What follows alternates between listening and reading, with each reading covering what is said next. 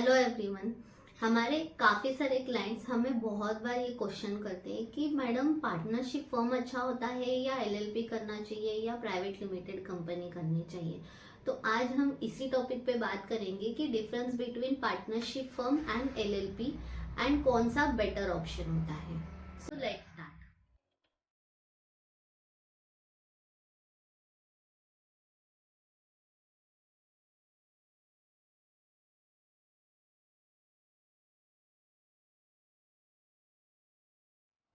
सो first difference का point जो है वो ये है registration process.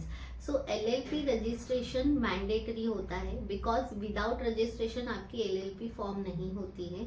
Partnership registration depends on state to state, जैसे कि महाराष्ट्र में पार्टनरशिप रजिस्ट्रेशन मैंडेटरी है लेकिन कहीं कहीं स्टेट में वो मैंडेटरी नहीं होता है। तो ये सबसे बड़ा डिफरेंस हो जाता है कि एलएलपी रजिस्ट्रेशन मैंडेटरी है, पार्टनरशिप रजिस्ट्रेशन ऑप्शनल है। सेकंड कि इसकी अथॉरिटी कौन होती है। तो एलएलपी रजिस्ट्रेशन जो रजिस्टर्ड होती है वो रजिस्ट्रार ऑफ कंपनी, जिसे कि आरओसी कहा जाता है या एमसीए भी बोलते हैं, ministry of corporate affairs. And जो पार्टनरशिप रजिस्टर्ड होती है वो होती है रजिस्ट्रार ऑफ फर्म, जो जिसे कि आरओएफ भी कहा जाता है। तो ये हर एक स्टेट का अलग अलग। थर्ड पॉइंट कि इसमें गवर्नमेंट फीस का क्या एक्सपेंसेस होता है। जैसे कि एलएलपी रजिस्ट्रेशन में जो गवर्नमेंट फीस होती है, पैन कार्ड, टैन कार्ड, फिर उसका जो इनकॉर्पोरेशन की गवर्नमेंट फीस होती है, डीड बनाने के बाद में जो हमें ग्रास के थ्रू चालान पे करने होते हैं, स्टैम्प ड्यूटी होती है, ये सारा पकड़ के एक अप्रॉक्सीमेटली 1500 से 2000 के बीच में खर्चा आ जाता है गवर्नमेंट फीस का, स्टार्टिंग फ्रॉम नेम एप्लीकेशन से लेके तो सारे डीड तक के। एंड अगर हम पार्टनरशिप फॉर्म करते हैं तो इसमें भी जो गवर्नमेंट फीस लगती है ये भी अप्रॉक्सीमेटली 2 से 2500 की लगती है, बिकॉज इसमें हमें 1600 रुपए का डीड होता। पहले तो हमें डीडी बनाना होता था, आज के डेट में वो ऑनलाइन प्रोसेस हो गई है, तो वो 1600 रुपए तो गवर्नमेंट की फीस होती है। उसके अलावा रेवेन्यू स्टैम्प होता है, मराठी डीड होती है, इंग्लिश डीड होती है, उसको नोटराइज करना होता है, तो वो जो खर्चा जाता है वो एक अप्रॉक्सीमेटली 2 से 2500 के बीच में जाता ही जाता है। पॉइंट कि इसमें जो लायबिलिटी होती है वो कैसे होती है। तो एलएलपी का जो फुल फॉर्म है वो ये है, लिमिटेड लायबिलिटी पार्टनरशिप।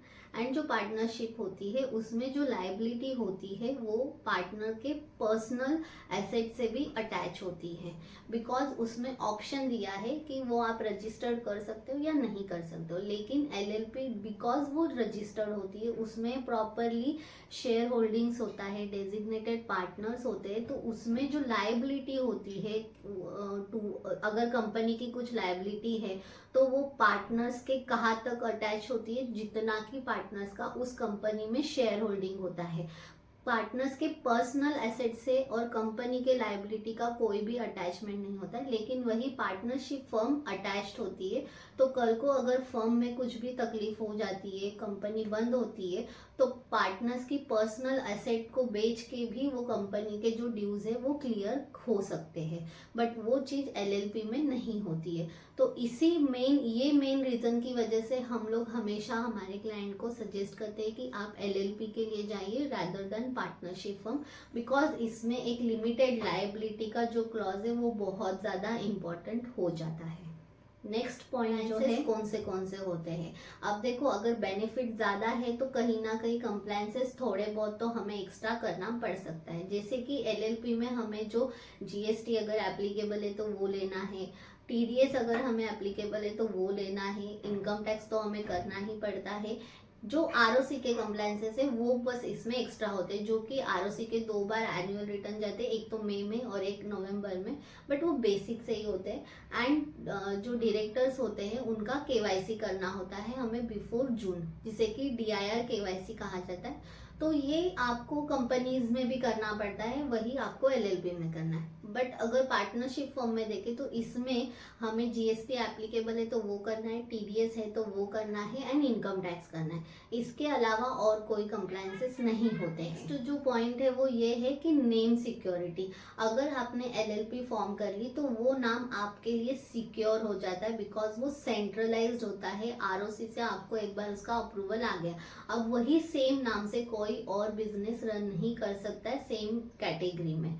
तो इसीलिए एलएलपी में आपका नेम सिक्योर हो जाता है। लेकिन वही अगर आपकी पार्टनरशिप फॉर्म है, भले ही वो रजिस्टर्ड हो, लेकिन आपका जो नेम है वो सिक्योर नहीं होता है। जैसे कि अगर टैक्स ज्ञानी प्रो प्राइवेट लिमिटेड है, तो ये टैक्स ज्ञानी अगर पार्टनरशिप फॉर्म होती तो टैक्स ज्ञानी वर्ड कोई और भी यूज कर सकता था, बट अगर बिकॉज ऑफ हमने उसको प्राइवेट लिमिटेड किया है, या फिर अगर हम एलएलपी भी करते तो भी वो नाम हमारा सिक्योर हो जाता, वो नाम सिर्फ हमारा होता, कोई और उसे यूज नहीं कर सकता था। तो अगेन ये भी एक बहुत बड़ा डिफरेंस हो जाता है एंड इम्पॉर्टेंट पॉइंट है कि नेम सिक्योर हो जाते एंड इसके बाद में अगर हम ट्रेडमार्क के लिए अप्लाई करते हैं तो उससे हमें मिलने के, हमारे नाम पे रजिस्टर्ड होने के जो चांसेस होते हैं वो बहुत ज़्यादा बढ़ जाते हैं। इसीलिए हमेशा वी सजेस्ट कि आप एक अगर, बिकॉज दोनों में अगर आप प्रोफेशनल फीस देखो या टाइमलाइन देखो एंड जो भी एफर्ट्स देखो वो ऑलमोस्ट सेम ही होते हैं।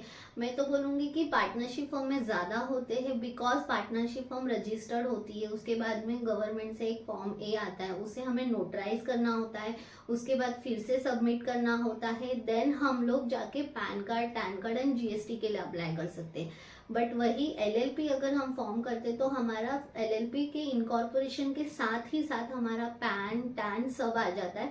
उसके बाद में जस्ट हमें जीएसटी अप्लाई करना होता है एंड क्लाइंट को बैंक अकाउंट ओपन करना होता है। तो कहीं ना कहीं ये जो प्रोसेस है ये थोड़ी फास्ट हो जाती है, सिक्योर हो जाती है, इसके जो बेनिफिट्स है वो भी बहुत ज़्यादा होते हैं।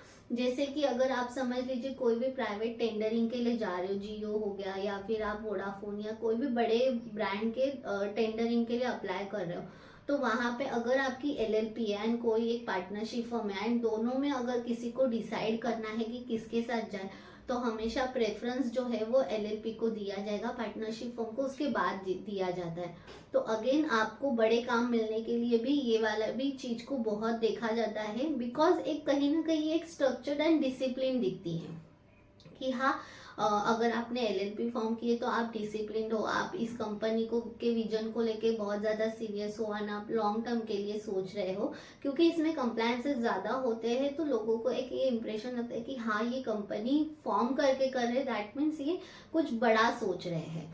तो ये भी एक इनडायरेक्टली बेनिफिट होता है। सो अगर आप भी पार्टनरशिप फॉर्म करें या एलएलपी करें ये सोच रहे हो तो वी रिकमेंड कि आप एलएलपी के लिए जा सकते हो, बिकॉज उसके सच में बहुत ज़्यादा बेनिफिट्स होते हैं।